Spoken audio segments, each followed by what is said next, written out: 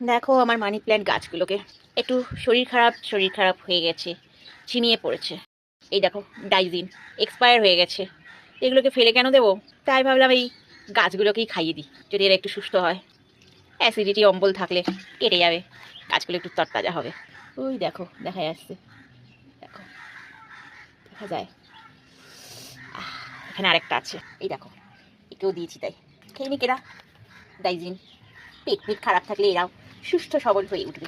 দেখেছো গাছটা কিন্তু খুব সুন্দর হয়েছে।